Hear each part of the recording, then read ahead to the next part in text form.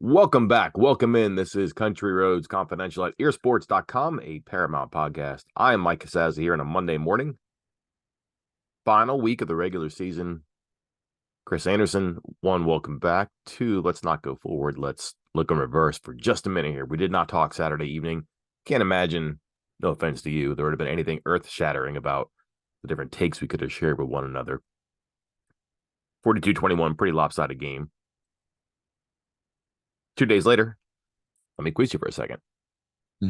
Expected, unexpected, what you saw? I know we kind of figured that they were close, but it could get away. Weren't really sure what West Virginia would be like mentally after that Oklahoma game. All the positive responses seemed like they were there. Seemed like it's been a pretty resilient team for most of the season, so maybe that's not expected. Nevertheless, they look really good offensively, better defensively. Maybe that was a bit of a surprise. Yeah, I thought they would be fine. I didn't think Cincinnati had anything offensively that would hurt West Virginia.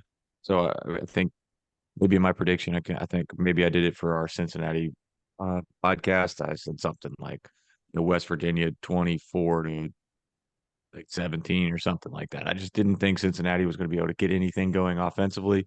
I was concerned about West Virginia getting something going offensively. Um, but I want to give the guy credit. He's on our side. Dome Defense, I believe, was his username, pointed out basically that Cincinnati just crashed hard in one direction to try to disrupt West Virginia's offense, which is the big reason Derek Green just ran free. And it always looked like Cincinnati had no idea that he was allowed to run, like, thinking this was backyard football and he couldn't run, couldn't scramble till he got to 5 seconds or something. Um, and he just was able to run free. And once he was able to run free, then they had to change on the fly, and then it was off from there. So that was the only part that surprised me, was that Cincinnati would make themselves so vulnerable like that. And kudos to West Virginia for just exploiting the heck out of it. Where do you put Cincinnati within the group of newcomers? Let's say for like a 3-year window here, because there is a transition period. We think everybody understands that. We're seeing some of the growing pains this year. Those four teams, I don't want to say they're going in different directions, but there's four teams there and they're going to be joined by four more. They're just in an interesting spot because they were so good with their previous coach. It's a pretty decent program, but with a different coach now. And of the four newcomers that I've seen this year, that's the team that inspired the least amount of confidence in me. Well, did they inspire the least amount of confidence because some of the coaching decisions? I think you pointed it out very early on when it was like fourth and a foot at the 43-yard line for a 3-7 team, and the coach was like, "Nope, send in the punting unit." Like, what kind of mentality is that? That is nuts. Not only that, But but like after they made a quarterback change too, like let's get this guy on the field and get something going. Actually, let's punt right away. That just seemed totally counterproductive to me. right, yeah. I mean, there was not much that inspired hope. I would think from the Cincinnati side of things, because talent wise, they looked overmatched. Coaching wise, they looked overmatched. And, like, just kind of out of it. And I don't know. I mean, there's obviously potential there. Recruiting in Ohio, you're moving up, but if you're going to get beat down like that by a West Virginia team, that, if you look right across the river and ask West Virginia fans about the state of their program, some of them are not going to be quite as high on it, and you just got walloped by them in a game that was not even that close. You know, I don't know exactly how bright the future is in Cincinnati. Interesting coach for sure. He had a post game to remember here. This is Scott Satterfield, who was at Louisville and then kind of just sneaked away to Cincinnati. I mean, it was kind of like he got handed off. I think they might have fired him. And then he coaches against Louisville in the bowl game. Really strange thing. Anyways, Louisville's great without him. That kind of worries me a little bit. Some of his explanations, though, at the end of the game, on the fourth down one, I hadn't put this anywhere, but I think it's pretty revealing here. Sometimes you go for it, sometimes you don't. The reasons why tonight we didn't go for it on fourth down was I didn't feel very confident. It's the first drive of the game. He didn't feel very confident. Kind of like he knew maybe what was going to happen and coached a little bit differently because of that. All right, put a ribbon on that one. Open up the final mailbag of the season here, Chris. A little bit on the line, 7-4. Could get 6 wins in the Big 12. Baylor might have given up. But it's a trip to Waco in November. It's just kind of a tricky game. That's never been a good place for West Virginia either. So certainly something to look forward to here. I don't think Neil Brown will have to dig too deep to find motivation. He's been pretty good at that all year. We'll figure out what he has to say on Monday. That's today. Press conference, him, coordinators, players. But before we get too far down the road, let's take some questions and give some answers. Well, let's start right there because we got multiple questions in regards to this, and I'm going to read two of them. The first one comes from, and because I believe they're very much related, from M Burns 40. He asks, "Do either of you think Ren Baker will be able to fight off an fan apathy while also keeping Neil employed at WVU another season?" And then Salty Dog 8159 points out, WVU fandom, Twitter, message boards, including the Country Roads Confidential board, seem to be polluted with negativity despite winning yesterday. Do you get a sense that the team staff are hearing any of this noise, etc., etc.? Mike, I guess this is just kind of overall state of the program type questions, but your thoughts? Difficult, isn't it? Think of who we talk to and who we communicate with and where we hang out, at least with our jobs. The people who reach out to us are typically going to complain or have something to like complain about or to be negative about. And it's not because they're wrong all the time, but just that's the access point for us. It's very easy to get in touch with us and like complain about something or point something out that maybe isn't a complaint, it's a valid critique. So there's a lot of that, and you're kind of inundated by it.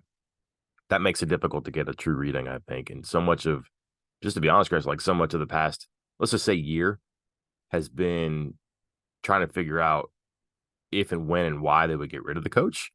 For me, that's just kind of been like the nature of the job, talking to people, wondering about buyouts, hot boards, things like that.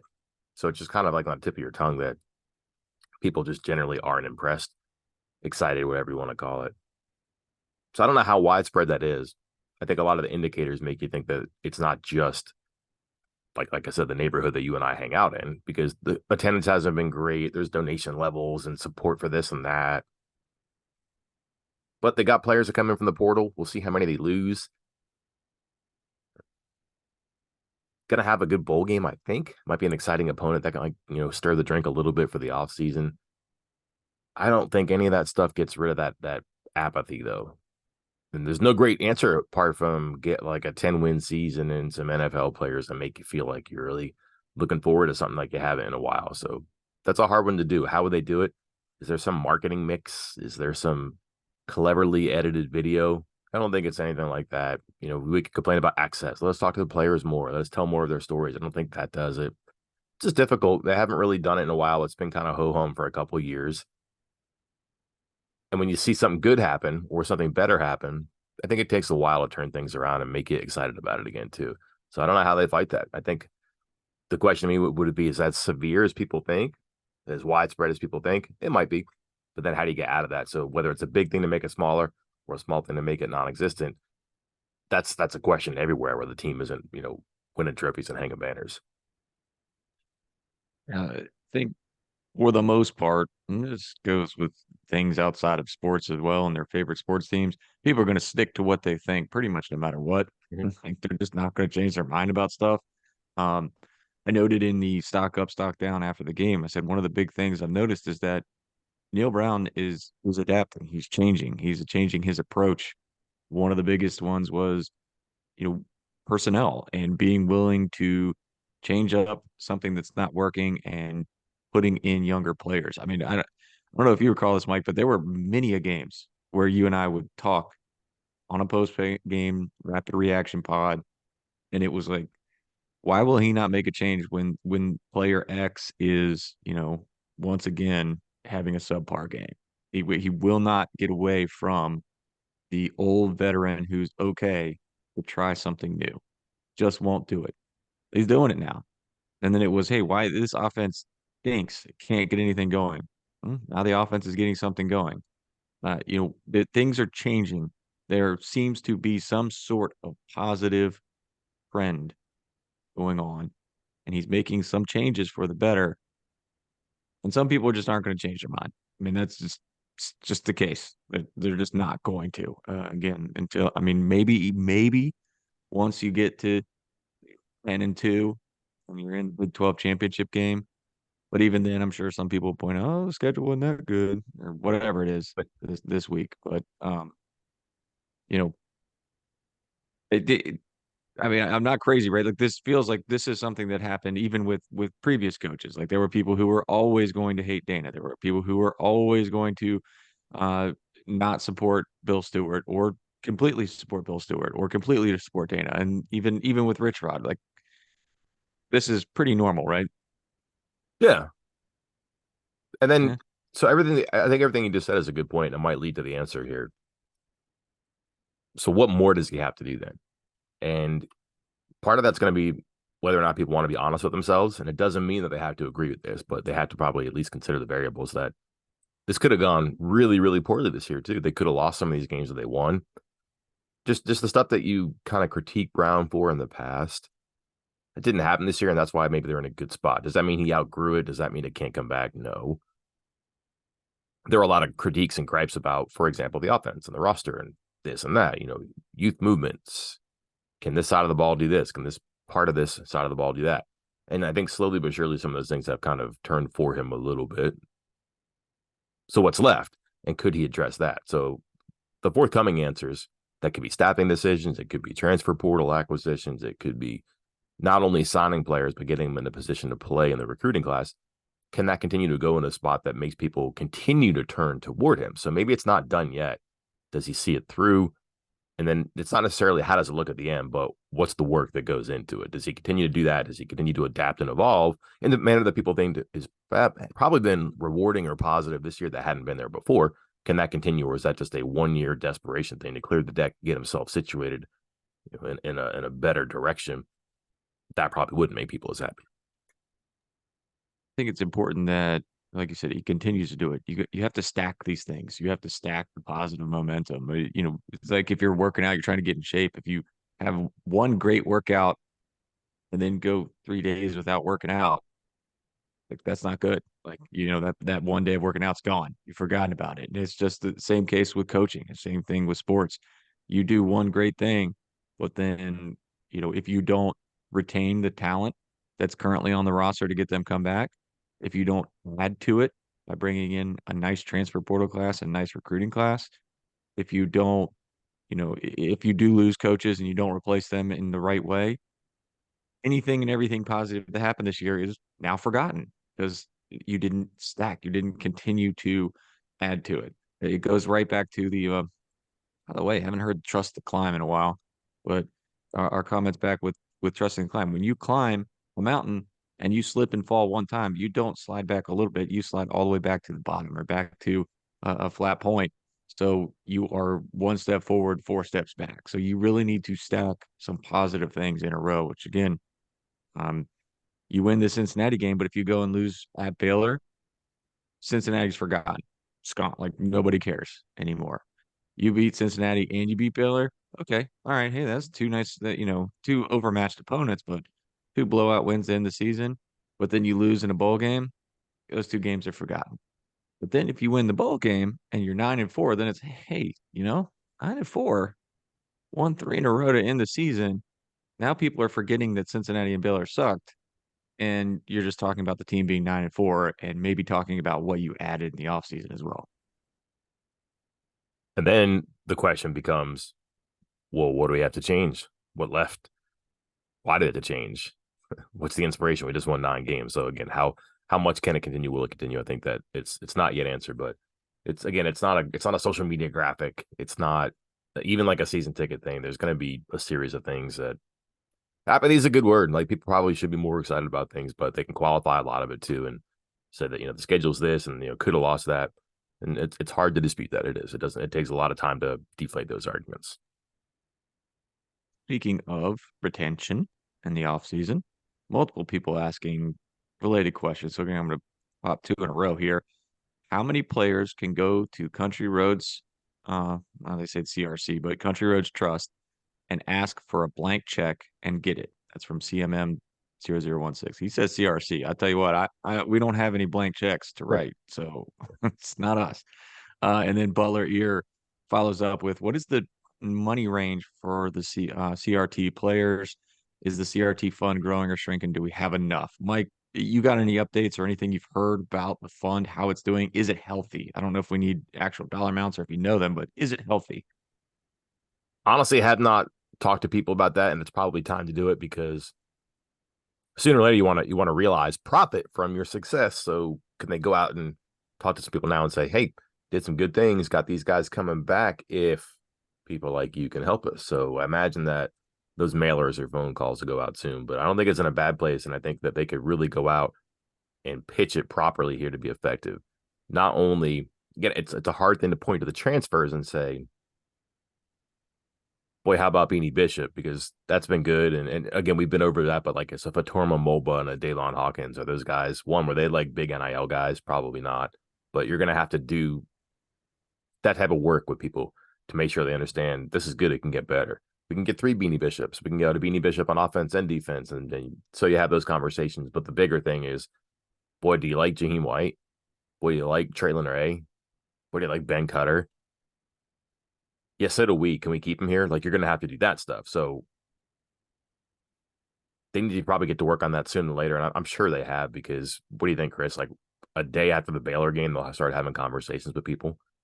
So it's going Oh to have yeah. to happen quick. And you figure, how healthy is it? It's as healthy as your record and the momentum you have going forward. I mean, you have a good season, and you could say, brought in some good transfers, we're eyeballing some more. But more importantly, all these freshmen and all these young players, be cool if we can keep them. Can we help you? Can you help us out? I think that's like the big part of this. Like, how healthy is that? Is that a number? No, but it's like the enthusiasm people to pitch in and keep the people here.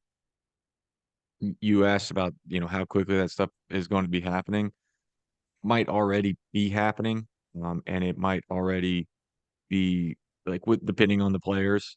I heard one story of a player who was having those discussions with the coaching staff on the flight back from Stillwater, the season-ending game last year. I reported on the site at the time last year around Thanksgiving that West Virginia was already fighting off teams because CJ Donaldson, who had gotten hurt and had gone home for Thanksgiving, it was like panic mode of trying to make sure that the right people were talking to him when he was back down in South Florida and making sure that, under the table NIL deals weren't being, I mean, obviously there's no way to keep them from being passed along, but to make sure that West Virginia was in a position to counter any of those NIL deals. So there are likely players that they are already having to, you know, scrounge up funds for, and players that they're going to be having conversations with this week, and maybe even on the flight home from Waco, just like last year on the flight home from Stillwater. Let's answer the other question kind of like directly, indirectly if we can. Like, I don't know what the blank check is. Like, I don't know they have that type of thing. I think that Yeah, can I hop in on that real quick? yeah, go ahead. Because there's a certain player, that, and it was essentially told to me that there is no quote salary cap, but they told me things are maxed out, and if that player is coming back asking for more than what they're already being paid from the trust, then they're just going to have to say goodbye. Like, so there is a point. There is no blank check. There is a point for players where the coaching staff and the trust and the school just has to say, "All right, we wish you luck. Thanks." Mhm. So How many players though? I mean, well, how about this? Some of the numbers we've heard. Um, I would say to get people here, it's six figures, right? Like we've yeah, heard I that mean, before about like people have been promised or offered or like, incentivized, whatever you want to say. Don't want to use the word induced, but there have been some big numbers thrown around. So that's a big number. How many players get that big number thrown around with them? That's another good question there too. So you're talking hundreds of thousands of dollars across a couple of people. I don't think it's as big as people think. I don't think every player is coming in and saying we need to rework my deal, because some of them just don't know about it or don't want to do the work to actually do it, to come in and do that and then have the conversation and figure out what they're going to have to do on top of football to like satisfy that. And then frankly, like a lot of the people just like, there are exceptions, but a lot of the players just, I don't want to say aren't worth it, but like it's not a scary situation for them. There's not like a competition for a majority of the roster. It happens, but it's concentrated into a smaller number of players, and it's not as, I don't think it's as divisive or distracting as people think. I might be wrong. I know it's an issue, but and when it happens, it really happens. Like when the Hornets start buzzing, that's a big deal. But I don't think it's a. I think the misconception is probably confusing too, and that's probably sorting itself out with some players to realize that, okay, I'm not him. I can't do this. I can't expect that, and then reality kind of sets in a little bit. Yeah, because out of the 85, and I'm trying my hardest not to step on the toes of one of the videos we're going to try to do later in the week. But Mhm.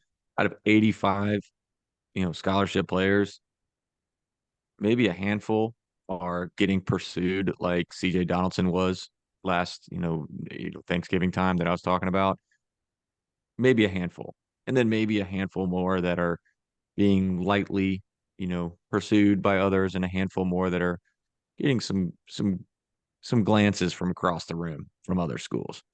But what do you say? You said like 2 dozen, right? So yeah, maybe like 60 to 65 of the 85 players, like there's nothing to worry about with them being induced to leave. Like, I mean, sure, there could be guys that are like, well, I'm third on the depth chart. I'm gonna leave. That's different. We're talking about being induced to leave. It might be more than 65 that are not going to be in that category. So it's not widespread across the entire roster for any team, but it is something to keep in mind. And part of the problem, let's see, I don't know, it's a tough word to use here. Problem is that some of West Virginia's best players right now, or some of their good players, are these kids who it's almost like two different ends of the spectrum. Guys with one single year of eligibility left who can transfer, graduate and transfer. And then these guys who have 4 years of eligibility left or 3 years of eligibility left, not four, of course, because they're playing. But now that schools are recruiting them, this is something you have talked about a lot, like with Tomi Durajayi, Mhm. how he was a coveted piece because he was a freshman that was transferring. So he still had a ton of eligibility left, and you can get him and you can keep him for multiple years. So other schools are going to look at guys like, holy cow, Jaheim White, he's great at West Virginia. When you guys want to go grab him and have a running back set for the next 3 seasons? What about a guy like Traylon Ray, Rodney Gallagher, Ben Cutter? Like, he's already playing, we're already contributing. So those are guys that are going to get looks from other schools right now. There's a number of players, and it's probably obvious names. Like if it's a star player, if you would buy their jersey, let's say, that's probably a player you have to worry about. Just because the meter runs a little bit and people are going to come out and be interested. Now, the thing is, that player might not be interested in leaving, but is just going to use it as leverage. So let's just randomly pull one out here. Let's go like Jacoby Spells. That's probably like a profile player that people would think about, um, or might not think about, but that might be someone who's targeted because a talented player who's just not got a ton of playing time here. But he might not want to leave because he knows that Bishop and Ruffin are gone. And all of a sudden, he's a guy that could be up there. Does he want to leave? Does he want to go to, I mean, again, let's be unfair. Let's say Miami. Maybe he does, maybe he doesn't. But let's just also say that like Florida A&M or FIU comes in and offers him some money, and he goes into the office. Does he want to go to FIU? Maybe not, but he'd also be silly not to go and see what's out there for him at West Virginia because they probably would like to have him back. There's situations like that across the roster that there might be more obvious players like a Wyatt Milam. Okay, here's a talented player who could go pro, who could transfer and be attractive, but he could also be back here. How much is that worth? But does he want to leave? So there's layers to it, but there are a lot of people I think probably um, I think a lot of people think that it's just a constant everyday thing for teams, and it is, but it's just because it exists with like the important pieces that are just naturally coveted by those schools. I'm just not sure how many apples are on that tree that are going to get plucked. Probably a bunch that'll be looked at, but I'm not sure it's like more than you said, like a couple dozen, 2 dozen. It's a roundabout number. And hey, and this is also why there's a quote unquote general manager now at Yeah. West Virginia, and they're going to be at a lot of schools because they're going to look at it like NFL teams, and they're going to look at their rooms and be like, hey, do we really want to pay, you know, let's just say running back, say somebody wants money in the running back room, but you got Jaheim White and CJ Donaldson coming back, and you're bringing in Diori Hubbard, like, do we really want to pay when we already got that back? I'm using running backs and safeties because I know that's what the NFL kind of not devalues, but they know they can find good players all over the place for value. Um, and West Virginia's going to have to look at that. Like, look at that room. Who's behind him? Who's ready to play at those positions? Should you be paying for somebody if you already have a player who's 90% as good, ready to step right in and take over that spot? Probably not.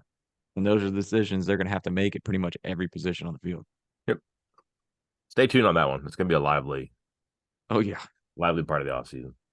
it's it's coming up fast. God, less than 2 weeks. Yeah, less than 2 weeks away from chaos. I think it's December 2nd that it Mhm. starts. It's Mhm. gonna be a boatload of fun. Um, let's see. Well, but here, this is maybe a more general question because you've been in the box. So somebody, ear traveler asks, "Are we aware of any bowl reps attending the Baylor game?" You don't really get those beforehand, but you can see them when you walk into the press box and see the seating chart. Mike, off the top of your head, hate to put you on a spot, but can you remember some of the bowl reps that you've seen that have come to Morgantown for games so far this year? Yeah, Pop Tarts and Independence Bowl have been at the last two games. There's going to be, I would imagine there will be people at Waco just for maybe like the Liberty Bowl and the guaranteed rate. I think there's the two you look at most for West Virginia, just depending on how things go. Can Texas get in? Again, this just turns into like rooting for Texas to make the playoff if you want a good bowl. If not, they could get up above the independents, but I think if they're pretty much anticipating they're going to end up in the independents or the guaranteed rate. Guaranteed rate picks after the independents. So one of those two would be there. Just Kansas State, West Virginia might finish with, a similar, better conference record, but some of those teams have good reputations to travel out west for things. And not being in Texas is a negative if you try to play in the Texas Bowl. Trouble is, I'm not sure they're going to have a team from Texas that's available for the Texas Bowl. So they might have to make some concessions there to fill that one out. And it could be they could get up into a better bowl game, but just the people I talked to pretty much say that those are the two to look at. But I would imagine that one or both would be in Baylor. Yeah, and I was gonna say anybody that showed up for the game against Cincinnati and anybody that shows up in Waco, that means something because neither Cincinnati nor Baylor are going to bowl games. So whoever comes to either of these last two games, they're there for West Virginia and West Virginia only. Um, it's not like when they played Oklahoma or even when they were playing BYU at home just a few weeks ago. Like BYU was on pace to be bowl eligible, West Virginia too, so it could have been for either teams. But these last couple games, like this is West Virginia and West Virginia only. So take note, if you will. Yeah, and the interesting thing here is the Independence Bowl was here a couple of weeks ago, had the full like car wash and meetings with marketing and the athletic directors and all that. That's the last pick really relevant to West Virginia. Last pick. The Pop Tarts Bowl was Orlando, which is one of the earlier picks. And for to go from BYU to Oklahoma to Cincinnati, quite a few things happened in those three games that eh, the West Virginia image is a little bit volatile during that time, let's say.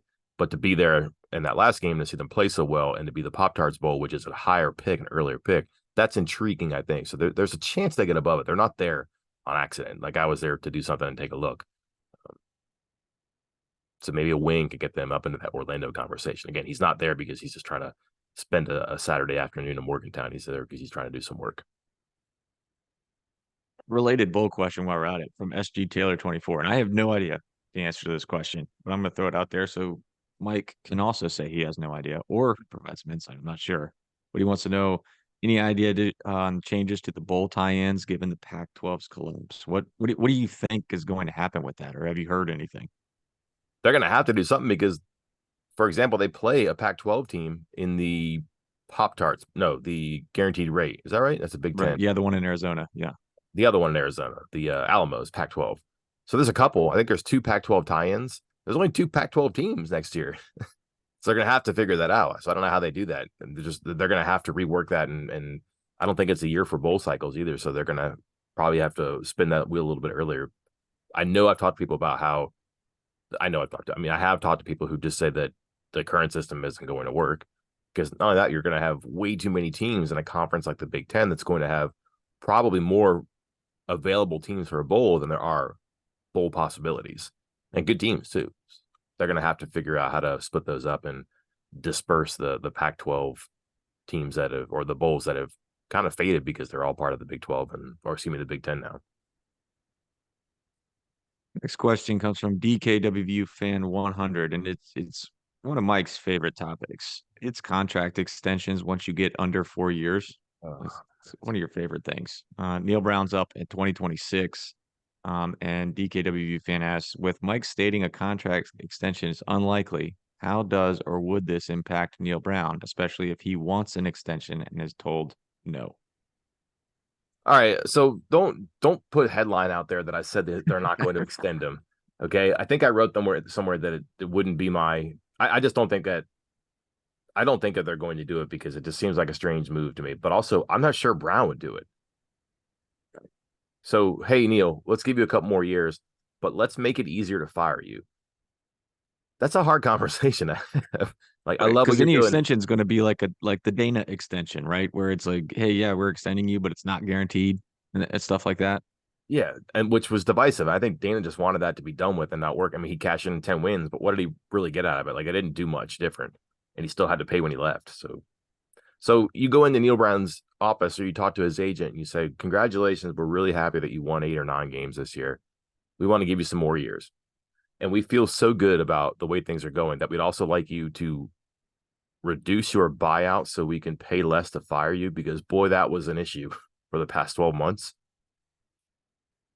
I don't know how you have that conversation and make it go the way that they both go. That'll work. I guess it's happened, but I would be really, if I'm Brown, I'm not sure I'd do that. Do you want more years? Well, you got 3 more years. Does that matter in the recruit's living room? I think when you have like a lame duck or when it's 2 years or when the heat's really up, that's an issue. If you go around and say, I got 3 years and I just won 8 or 9 games, I think it's a lot easier to talk about your stability in your future. Now, the trouble is, does West Virginia think the way that we think? Time and again, that has not been the case. So who knows? I just don't think it's a good idea for anybody involved. And more importantly, I don't know what the common ground would be. I don't know why you make it easier for someone to say or to get rid of somebody if you're in a position to not do that. With you entirely. I think it'll be easier even without an extension. I think it's going to be easier for Neil Brown to recruit this offseason than it was last offseason. Period. Because last offseason, last season, as the season was going on, it was, is Neil Brown getting fired? When is Neil Brown getting fired? He's going to get fired. Oh, they're changing the athletic department. Who knows going to be back on the staff, this, that, everything else. And the team finished under 500. Now there could be 8-4, could be 9-4 in recruiting. And, nobody's sitting in a room, especially now, going, hey, are you going to be here in 2027? Mm. Uh, nobody's going to ask that. Like, kids are going to ask, hey, you want to be here when I'm here? Are you going to stay for long term? Sure. But they're not sitting here asking about the contract 4 years out from where you are right now. That's just not questions that are coming up as much now as they were, you know, 10, 15, 20 years ago. So I think West Virginia and Neil Brown should be able to recruit better this offseason than they were previously.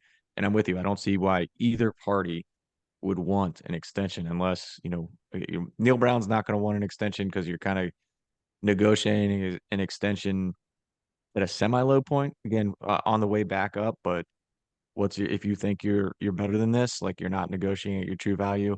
And meanwhile, the school is going to try to, like you said, get it where, sure, we'll give you a couple more years, a few more $1 million, but we also don't have to pay you if we fire you, which Neil Brown's not going to take that, I don't think. Yeah. I mean, the trade off here would be you get more years to stay here, but you also make it easier for us to dismiss you. And I'm not sure that's an equal trade if you're Brown, who's been kind of pushing the boulder uphill and feels like he's got it now. So just to what, more years, more salary. Okay, you give me big money in like the 2 year extension, which I may not actually get to experience because you've lowered the buyout. It's going to take some finesse and some skill. I don't know that I have the way to do that, and I just think I would probably wait to see if this could actually happen again because there's a lot of indications that this could be like a one-time thing or the schedule was such that it worked out well. And hey, kudos to them for capitalizing, but a lot of things fell into places here. Can they continue to fall into place? Okay, where is this like a coaching thing where you invest in the coach and it does return on the investment and an extension is a good idea. Maybe that's a little bit easier to answer like a year from now. You got 60 seconds to answer this last one, Mike. And I'm going to make it as complicated as possible. Even if this is from WVU Champs for Life, even if Neil Brown goes 9-4 with a bowl game win, could we see a showdown between the higher ups and athletic director Ren Baker on whether to keep Neil or force him out and bring in Jimbo?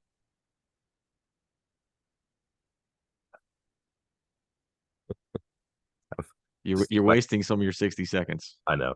Yeah, that could happen because it's going to take a dynamic name to cause that sort of disruption. And I guess that qualifies as a dynamic name. And given his situation relative to WVU and to the state, that heightens it a little bit. So you've got a successful national champion coach from Clarksburg who may want to be the coach here. I haven't heard a word about that since he's been gone. And that's a guy who likes to talk a little bit. So somebody with money could say, not going to help you fund an extension. I'm not going to help you fund these things. I want a new coach.